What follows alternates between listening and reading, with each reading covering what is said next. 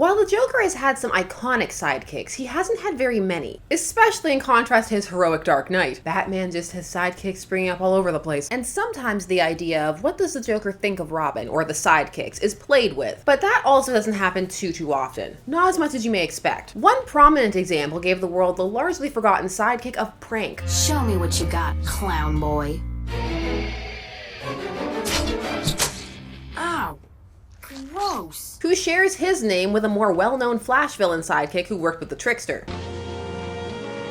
Aren't you glad to see your little sidekick, Prank? Prank. But just who was the Batman's Prank? Did he have potential? Punchline prank team up when? I'm Sasha, this is Casually Comics, and it's time to once more take a trip to the animated world of the Batman from 2004. The character of Prank appeared in one episode of the Batman series, the 10th episode of the 3rd season entitled The Apprentice. It was directed by Brandon Vietti and written by Stephen Melching. The Batman series ran from 2004 to 2008. It was the first Batman series following the acclaimed Batman TAS, or Batman the Animated Series, which began early in the 90s in 1992, and ended up launching the DCAU, that is the DC Animated Universe. The Batman series went through a few significant shifts in terms of focus and characters as it went on, with the starkest changes arguably being between seasons 2 and 3 and 4 and 5.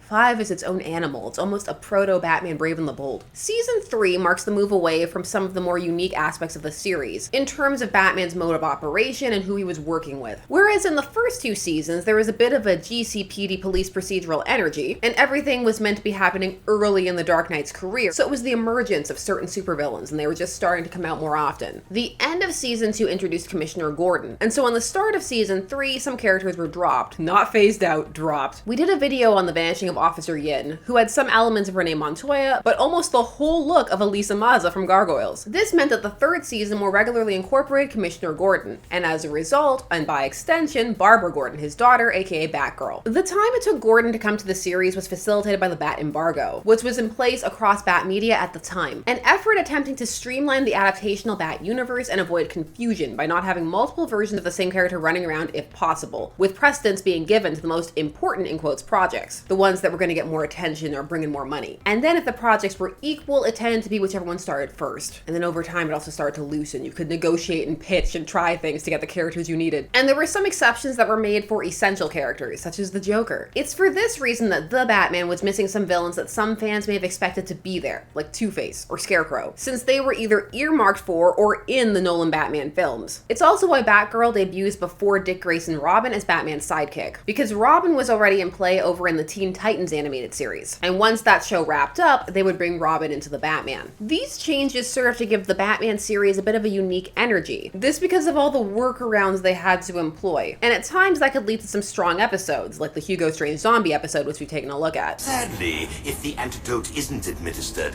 within 48 hours of infection, the condition becomes irreversible. And the more and more of these hurdles were removed, the more like any other series the Batman became. The dynamic for Batgirl and Batman for the 3rd season was reluctant partners. Barbara was keen, eager to become Batman's sidekick and earn his trust, and he just wasn't as into it. He was reticent, that's the word. He needed to learn that it was okay and even advantageous to have a partner. This did in some ways feel like a bit of a step back, as he had a fully functioning partnership with Yin, but she was gone at this point and also not a child, which was part of where the reticence was coming from. But then you would have Robin come in the next season, so that would create an interesting dynamic. Speaking of dynamics, the one between Batman and Batgirl is going to factor heavily into this episode. The Apprentice is partially playing with a running joke that both Joker and Batgirl assume that the other pair have a better relationship than they do. Just look at Batsy and Bitsy. I want my own mini-me. The episode opens with a chili contest being attacked by the Joker. Too hot, too hot.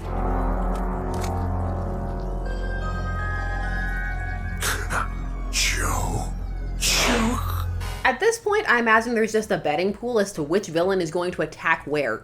It was a chili contest. That's a bit vague. It opens up your options. The Joker is foiled by Batman and Batgirl and jealously laments that he wants a sidekick. It's also sprinkled in a bit with a that's not fair kind of energy. I just know somewhere out there is a Joker Jr. just waiting for me to take him under my wing. How the Joker feels about various Robins and members of the Bat family has evolved and changed over time, but it's always baseline negative, from annoyed to jealous to angry. You don't ever want to be trapped alone with the Joker, but especially not if you're a member of the Bat family or associated in any way. This episode is playing a bit more with the jealous / attention-seeking angle. A combo of a sidekick would be nice, and also a bit of irritation at what he perceives as Batman's attention being split. By this point in Joker's history, Harley Quinn had already been introduced over in Batman TAS, and had been very well received. So any new Joker sidekick was going to have to contend with Harley Quinn's existence and kind of be coming into her shadow. Harley Quinn would be introduced in this series in the 4th season, and is a strong follow-up to how they did Prank. The 2 episodes pair well together if you are to watch them in a row. Harley and Joker in this series aggressively get each other. Call me Harley Quinn! What are you doing? Joker's a psychopath.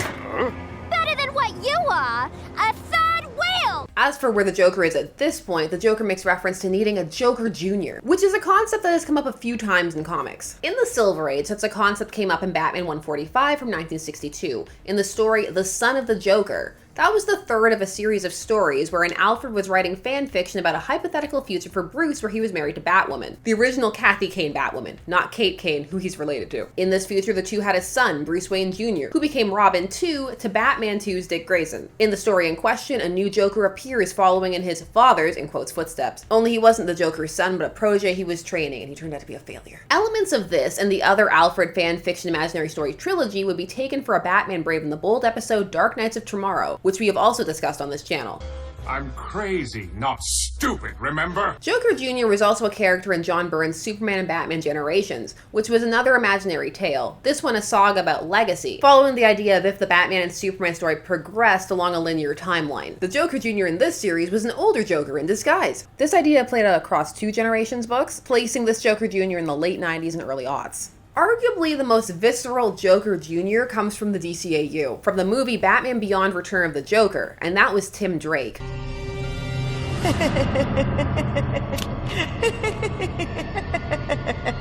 This film featured the Joker and Harley Quinn kidnapping and torturing Tim Drake to turn him into their child. The Joker also chose Robin because this would hurt Batman the most, and also revealed him some of Batman's secrets. Secrets that are mine alone to know, Bruce.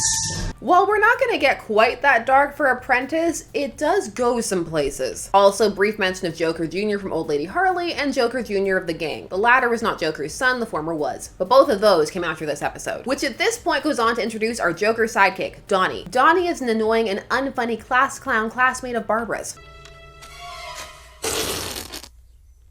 Oh, I know.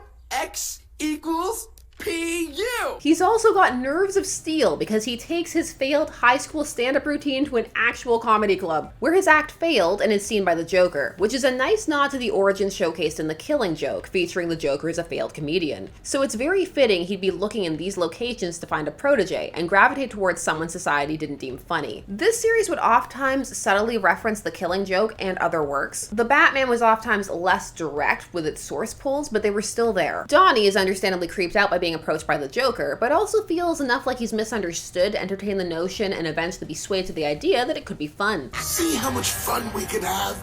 Join Team Joker. It'll be a hoot. The Joker also puts his better face forward, his less murderous face. The concept of people finding the Joker's message appealing, especially the youth if they were feeling misunderstood or disenfranchised in some way. It's an interesting one. It has been played with most recently time recording through the villain Punchline. Donnie being Barbara's classmate is an important narrative element. This for a couple of reasons. One, it's going to make it easy for her to identify him, but it also creates a parallel between her and Batman and the Joker and Donnie, because in some ways, up to a point in this episode, Donnie and the Joker function better. Seal cops inside giant playing cards? Been there, done that. The Joker is open to Donnie's ideas and is excited to have him around. We hit the police with a giant gumball!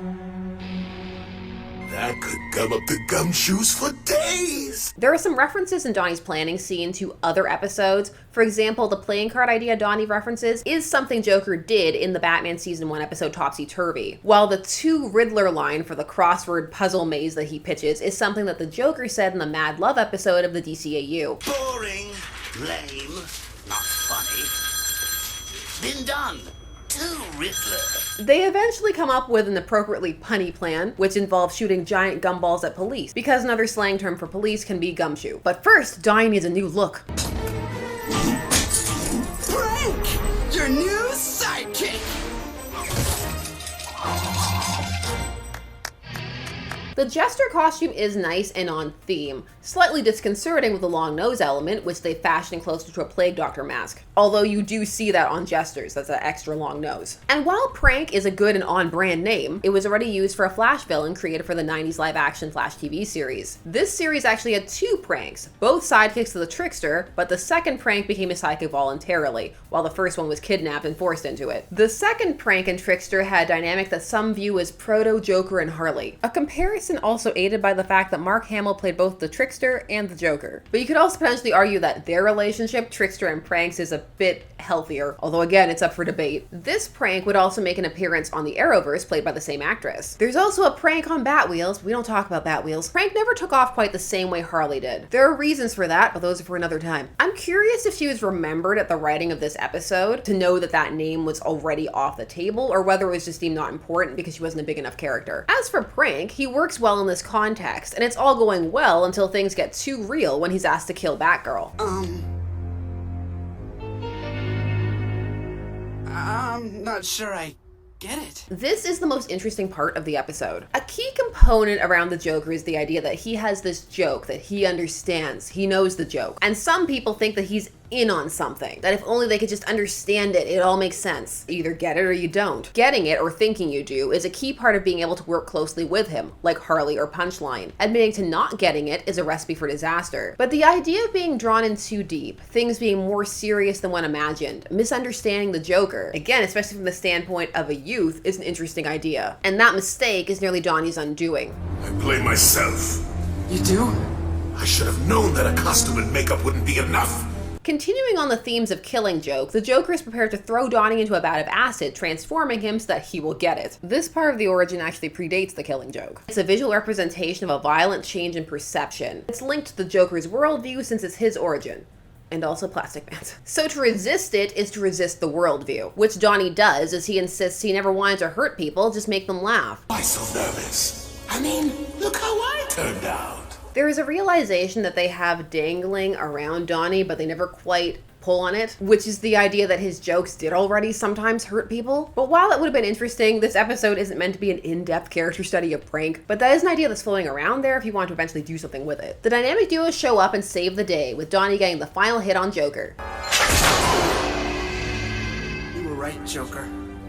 The best punchline is the one you don't see coming. And we get a return to the paralleling, at least on a comedic level, to try and lighten up the outro because it's gotten a bit dark. You know, our relationship's looking better all the time. And that was The Apprentice. The Apprentice is a solid, if not standout episode. The parallel between the two teams falls a bit flat because Batman is never invested in it. And it's particularly cold to Babs this episode. He still seems just annoyed with her by the end, even though she does prove useful. It's a shame because it's not a bad idea to contrast her and Donnie in that way. Both are seeking approval from their chosen mentors. And playing with the be careful what you wish for trope could have been an interesting way to have Barbara reconcile some of Batman's coldness. And the idea that maybe it's better to have to work at these relationships than to have what Donnie and the Joker had. Now, as for what is there present in the episode, Donnie is a decent sidekick who goes through a solid feeling arc this episode. The Joker in this series straddles that line of dangerous and funny in such a way that you can see someone being surprised by how dangerous he truly is. Sorry to burst your bubble, Batsy. It's your time to shine, sonny boy. The episode flows well, pacing is strong, the plot is well thought out, and there are some strong emotional moments, mostly about Donnie and the Joker. It just falls a bit flat on the Barbara and Bruce front. And ultimately, overall, doesn't feel like the most consequential episode. Prank was a decent character, and sometimes people flirt with the idea of, could you do something with Prank, even though it was pretty much one and done? Is there potential? I was only lightly joking about a Punchline prank story. The idea of two people who idolize the Joker, but one who balks when he sees the Joker's true nature, and one who likes it, embraces it, and even tries to exceed it, is interesting. Although in my mind, that story ends with Punchline either killing or severely messing up Prank. Or do you think, leave that to the side? We need more Flash prank? All of these are just my thoughts, and I want to hear yours. Did you remember the Joker's Apprentice prank? What did you think of this episode? Would you want Prank to come back? And if so, what would you do with him? Share your thoughts down below. While you're down there, please do all the YouTube things. Like, share, comment, subscribe, hit the bell notification so that you never miss a vid. Thanks so much for taking some time out of your day to spend discussing comics with me. I always appreciate it, and I will see you again soon. Bye-bye.